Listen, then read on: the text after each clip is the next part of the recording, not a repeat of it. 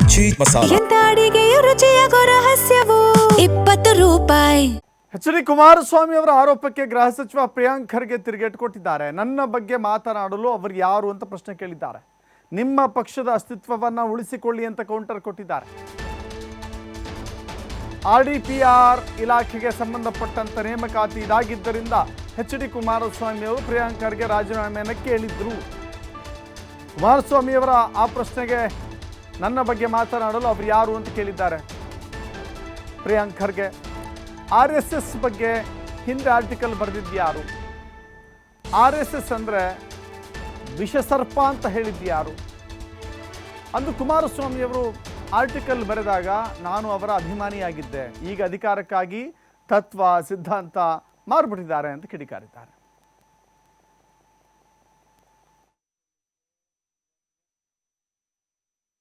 ನನ್ನ ನಾಲ್ಗೆ ಬಗ್ಗೆ ಮಾತಾಡೋರು JDS ಅವ್ರು ಯಾರ್ರೀ?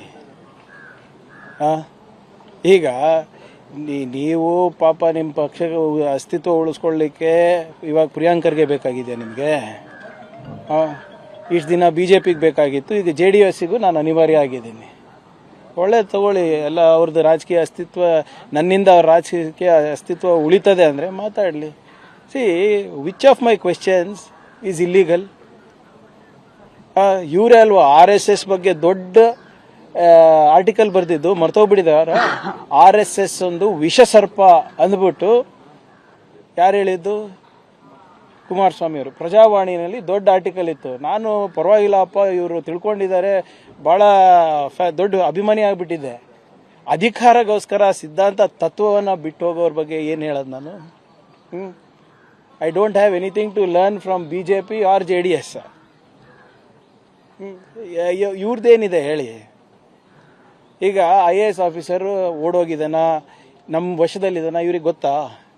ಎಲ್ಲನೂ ಬಂದು ಇಲ್ಲಿ ಚರ್ಚೆ ಮಾಡೋಕ್ಕಾಗತ್ತಾ ನಾನು? ಅಥವಾ ಅವ್ರಿಗೆ ಹೋಗಿ ಹೇಳ್ಬೇಕಾ ನಾನು? ನನ್ನ ನಾಲ್ಗೆ ಬಗ್ಗೆ ಮಾತಾಡೋರು JDS ಅವ್ರು ಯಾರ್ರೀ?